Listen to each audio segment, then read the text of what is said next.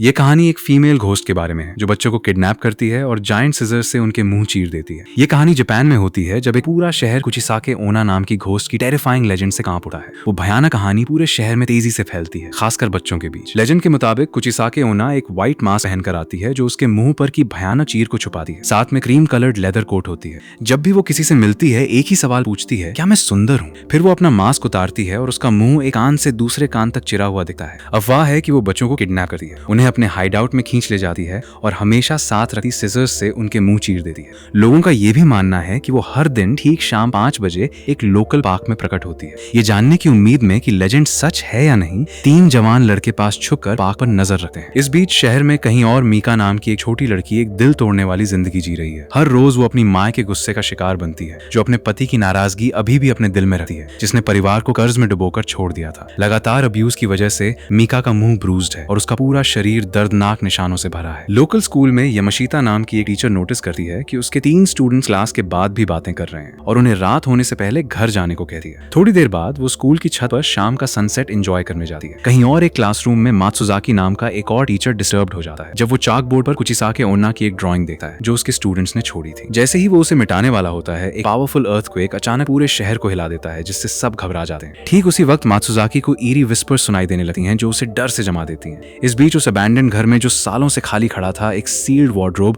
अपने आप चरमरा कर खुल जाती है। उसमें से असली कुचिसाके ओना आखिरकार बाहर निकलती है। अर्थक्वेक के बाद तीनों लड़के अभी भी पार्क पर नजर रख रहे हैं। शाम के 5 बज चुके हैं और घोस्ट का कोई निशान नहीं है, तो वो लेजेंड पर शक करने लगते हैं। लेकिन जैसे ही वो सावधान रहना छोड़ते हैं, कुचिसाके ओना अचानक उनके ठीक पीछे प्रकट होती है और एक लड़के को अबडक्ट कर लेती है। अगले दिन उस लड़के के गायब होने की खबर पूरे शहर में हलचल मचा देती है। स्कूल अपने सारे स्टूडेंट्स को ऑडिटोरियम में इकट्ठा करती है। जब सब जमा होते हैं, मिका को देखा जाता है कि वो अपने मुंह के आसपास के ब्रूजेस छुपाने के लिए व्हाइट मास्क पहनी है। सिंपैथी मिलने की बजाय कुछ लड़कियां उसे मॉकिंगली कुचिसाके ओना बुलाने लगती हैं। थोड़ी देर बाद प्रिंसिपल नए सेफ्टी रूल्स अनाउंस करता है। उस दिन से क्लासेस पहले से ज्यादा जल्दी खत्म होंगी और सभी स्टूडेंट्स को ग्रुप्स में घर जाना होगा, साथ में माता पिता या टीचर के। बच्चों को माता पिता की परमिशन के बिना घर से निकलने या अजनबियों से बात करने की भी मनाही है। स्कूल को लगता है कि एक किडनैपर कुचिसाके ओना की लेजेंड का फायदा उठाकर बच्चों को ल्यूर कर रहा है। क्लासरूम में वापस आने पर मीका को उन्हीं लड़कियों का सामना करना पड़ता है जो उसे कुचिसाके ओना बुलाती रहती हैं। कुछ पलों बाद उसकी बेस्ट फ्रेंड नात्सुकी उसके बचाव में आती है, लेकिन एक बुली अचानक मीका का मास्क खींच लेती है और उसके मुंह के आसपास दर्दनाक ब्रूजेस सबके सामने आ जाते हैं। स्कूल के बाद सारे स्टूडेंट्स ग्रुप्स में बांटकर टीचर्स और पेरेंट्स के साथ घर भेजे जाते हैं। जब नात्सुकी को उसके दोनों पेरेंट्स वार्मली ग्रीट करते हैं, मीका बस चुपचाप देखती है, चुपके से चाहती है कि उसका भी ऐसा परिवार होता। जल्दी ही हर स्टूडेंट को पिकअप कर लिया जाता है सिवाय मीका के। यमशिता सोचने लगती है कि उसके लिए कोई क्यों नहीं आया, लेकिन कुछ पल बाद मिका की माँ ससाकी आखिरकार आती है। वो काम में बिजी होने की वजह से देर से आने के लिए माफी मांगती है और मिका को अपने साथ घर चलने को कहती है, लेकिन मिका मना कर देती है और अकेले ही घर जाने की जिद करती है।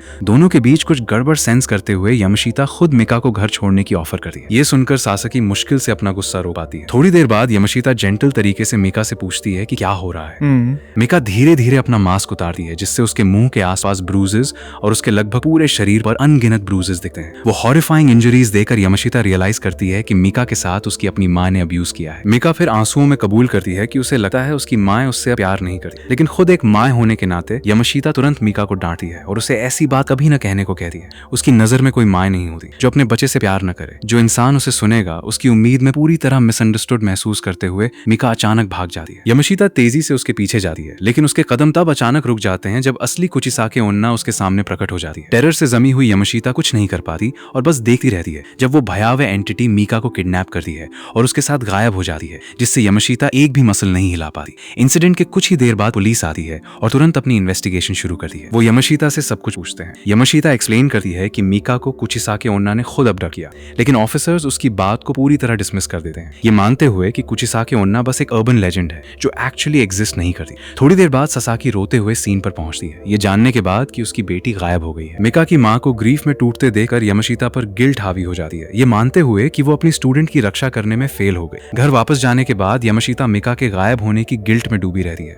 ये इंसिडेंट उसे अपनी खुद की बेटी की याद दिलाता है, इसलिए वो हिम्मत जुटाकर अपने एक्स हस्बैंड को कॉल करती है उससे बात करने की उम्मीद में। लेकिन उसका एक्स हस्बैंड बताता है कि उनकी बेटी अभी भी उससे बात करने के लिए तैयार नहीं है। तब पता चलता है कि डिवोर्स से पहले यमाशिता अक्सर अपनी बेटी पर फ्रस्ट्रेशन निकालती थी और उसके साथ हर्ष तरीके से पेश आती थी। हालांकि वो सच में अपने बच्चे से प्यार करती थी, उसे रियलाइज हुआ कि उसका पछतावा बहुत देर से आया। उसने जो इमोशनल स्कार्स छोड़े वो इतने गहरे थे कि उसकी बेटी अभी भी उससे मिलने या बात करने से मना करती थी। यमशिता आखिरकार सोच जाती है, लेकिन एक नाइटमेयर उसे हॉन्ट्स करती है जिसमें उसकी बेटी को कुचिसाके ओना किडनैप कर लेती है। अगले दिन सासाकी को पुलिस के साथ देखा जाता है। एक ऑफिसर उसे आराम करने की इंकरेजमेंट करता है, लेकिन वो सोने से मना करती है और इसके बजाय गिल्ट में टूटकर रो पड़ती है। उसे लगता है कि ये कुछ नहीं होता अगर उसने मीका के साथ ज्यादा प्यार और काइंडनेस से पेश आई होती। इस बीच मीका और उस जवान लड़के के गायब होने से पूरे शहर में कैओस फैल जाता है और ये जल्दी ही नेशनल न्यूज बन जाती है। पुलिस ऑफिसर्स मिसिंग बच्चों को ढूंढने के लिए पूरे शहर में तैनात हो जाते हैं, जबकि सस्पेक्ट की डिस्क्रिप्शन पब्लिक में जारी की जाती है। कहीं और रे नाम की एक जवान लड़की और उसके छोटे सिबलिंग टीवी पर न्यूज देख रहे हैं। जब वो अपनी माँ को फेस मास्क पहने देखते हैं तो मजाक में उसे कुचिसाके ओना बुलाते हैं। उनकी माँ एक्सप्लेन करती है कि वो मास्क इसलिए पहनी है क्योंकि उसे खांसी है और वो बच्चों को नहीं देना चाहती। उसके बाद वो मेडिसिन खरीदने घर से निकलती है। इस बीच नात्सुकी मीका की तलाश में मिसिंग पर्सन फ्लायर्स बांटने लगती है। थोड़ी देर बाद वो लड़कियां जो मीका को बुली करती थी उसके पास आती हैं। मीका के साथ जो हुआ उसके लिए गिल्टी फील करते हुए वो भी सर्च में शामिल हो जाती है। स्कूल में मत्सुजाकी यामाशिता को एक रहस्यमय औरत की पुरानी फोटो दिखाता है। यामाशिता तुरंत शॉक्ड हो जाती है क्योंकि उस तस्वीर में वो औरत उस कुचिसाके ओन्ना से बहुत मिलती जुलती है जिसने मीका को किडनैप किया था। लेकिन मत्सुजाकी को फिर से वो ईरी विस्पर्स सुनाई देती हैं। अब तक जो हुआ उससे वो कन्विंस्ड है कि विस्पर्स ये साइन है कि कुचिसाके ओन्ना एक और शिकार की तलाश में वापस आई है।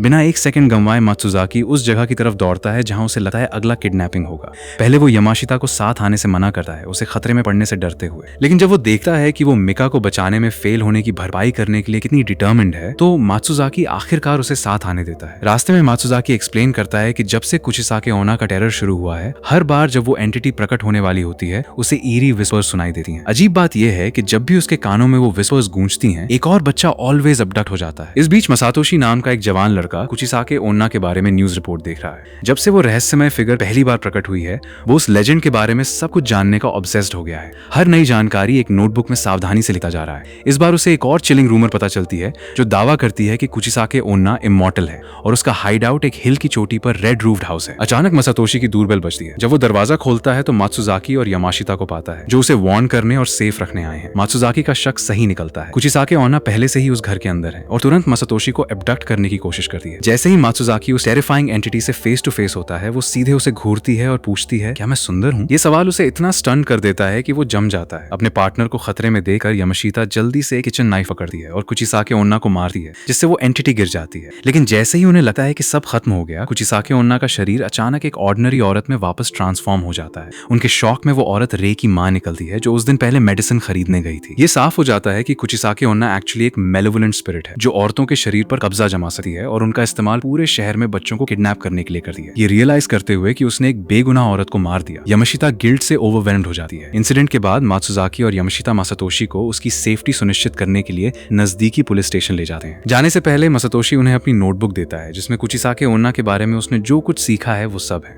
बाद में मात्सुजाकी और यामाशिता रे के घर जाते हैं दोनों बच्चों का हाल जानने। पहुंचने पर वो रे और उसके छोटे सिबलिंग्स को अभी भी अपनी माँ के घर आने का इंतजार करते पाते हैं, पूरी तरह बेखबर कि वो पहले ही मर चुकी है। दोनों बच्चों को इतनी उम्मीद से इंतजार करते देखकर यामाशिता को और भी ज्यादा गिल्ट होती है, ये मानते हुए कि उसने उनकी माँ छीन ली। उस वक्त न तो उसे और न ही मात्सुजाकी को पता है कि कुचिसाके ओना दूसरी औरतों के शरीर पर कब्जा करने में केपेबल है। उन्हें यह भी नहीं पता कि अगर यामाशिता ने उसे नहीं रोका होता तो और भी बहुत से बेगुनाह लोग शिकार बन जाते। थोड़ी देर बाद मात्सुजाकी एक शॉकिंग सच रिवील करता है। वो रहस्यमय औरत जो उसने यामाशिता को फोटो में दिखाई थी एक्चुअली उसकी अपनी माँ टैको है। 30 साल पहले टैको के 3 बच्चे थे और मात्सुजाकी उनमें से एक था। अपने बचपन में टैको ने बार बार अपने तीनों बच्चों को अब्यूज किया और मारा जब तक वो एक एक करके भाग नहीं गए। थोड़ी देर बाद टैको गायब हो गई, जिससे मात्सुजाकी पूरी तरह अकेला हो गया जब तक उसे एक ऑर्फनेज नहीं ले जाया गया। मात्सुजाकी कबूल करता है कि उसे अपने बचपन के बारे में बहुत कम याद है क्योंकि ट्रॉमा बस बहुत ओवरवेलमिंग था। उसी वक्त के आसपास कुचिसाके ओना की लेजेंड पूरे शहर में फैलना शुरू हुई थी। कुचिसाके ओना से फेस टू फेस होने के बाद मात्सुजाकी कन्विंस हो जाता है कि वो एंटिटी किसी तरह उसकी माँ से जुड़ी है। वो फिर ये निष्कर्ष निकालता है कि चूंकि उसका पिछला होस्ट मर गया है, कुचिसाके ओना सबसे ज्यादा लाइकली किसी दूसरी औरत का शरीर तलाश रही है जिस पर कब्जा जमाए। अचानक मात्सुजाकी को फिर वो ईरी विस्पर्स सुनाई देती हैं, वही विस्पर्स जो हमेशा कुचिसाके ओना के आने का सिग्नल रही हैं। बिना एक सेकंड गंवाए वो और यामाशिता उस आवाज के सोर्स की तरफ दौड़ते हैं। इस बीच कहीं और नात्सुकी अपनी माँ के साथ मिसिंग पर्सन पोस्टर्स बांटने में मदद कर रही है। जब वो एक पास के पार्क से गुजरते हैं, नात्सुकी की माँ को अचानक कुचिसाके ओना पोजेस कर लेती है। कुछ पलों बाद नात्सुकी उस एंटिटी का अगला शिकार बन जाती है। थोड़ी देर बाद मात्सुजाकी और यामाशिता उस पार्क पर पहुंचते हैं जो पूरी तरह सुनसान है। फिर वो रहस्यमय विस्पर्स मात्सुजाकी के कानों में फिर से गूंजती हैं। उस चिलिंग आवाज को फॉलो करते हुए दोनों तुरंत उसके सोर्स की तरफ दौड़ते हैं। इस बीच कुचिसाके ओना नात्सुकी को एक अबैंडन घर के अंदर एक कमरे में ले जाती है जो उसका हाइड आउट है। वहां उसने मीका को भी कैप्टिव रखा है, साथ में उस जवान लड़के के जो उसका पहला किडनैपिंग विक्टिम था। जरा जरा भी रहम दिखाए बिना कुचिसाके ओना नात्सुकी का मुंह काट देती है जब तक वो उसके जैसा नहीं दिखने लगा। फिर उस सिजर्स से उस लड़के को बेरहमी से मार देती है जो वो हमेशा साथ रखती है। उसके बाद वो उस लड़के की लाश को लेकर चली जाती है, दोनों लड़कियों को उस कमरे में बंद छोड़कर। वो हॉरिफाइंग सीन देखकर मिका सिर्फ टेरर में रो सकती है। जब सब कुछ शांत हो जाता है, वो अपने हाथ बांधी रस्सियों को पास पड़े टूटे सिरामिक के टुकड़े से काटने की कोशिश करने लगती है। कहीं और कुचिसाके ओना उस लड़के की लाश एक पार्किंग लॉट में फेंक देती है।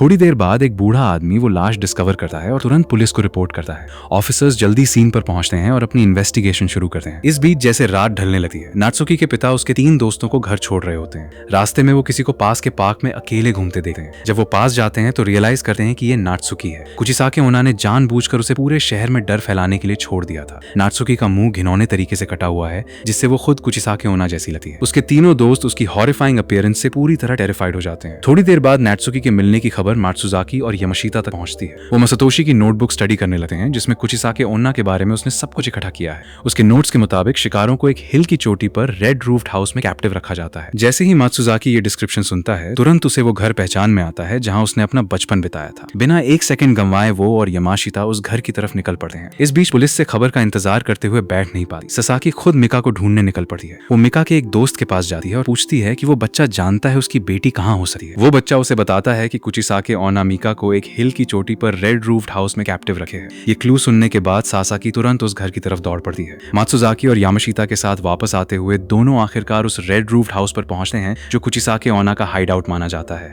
बिना वक्त गंवाए वो घर में घुसते हैं और मिका को ढूंढने लगते हैं। जब वो एक कमरे से गुजर रहे होते, मात्सुजाकी का ध्यान एक पुरानी वार्डरोब की तरफ जाता है जिसके दरवाजे खुले हैं। ये साइट तुरंत उन ट्रॉमेटिक यादों को वापस लाती है जिन्हें वो डेकेड से भूलने की कोशिश कर रहा था। 30 साल पहले मात्सुजाकी उसी घर में अपनी माँ और 2 सिबलिंग्स के साथ रहता था। एक दिन उसकी माँ टैको को उस हिल पर रहने वाली एक मेलेवोलेंट एंटिटी ने पोजेस कर लिया। उस पल से टैको धीरे धीरे खुद पर कंट्रोल खोती गई और बार बार अपने तीनों बच्चों को अब्यूज करती रही।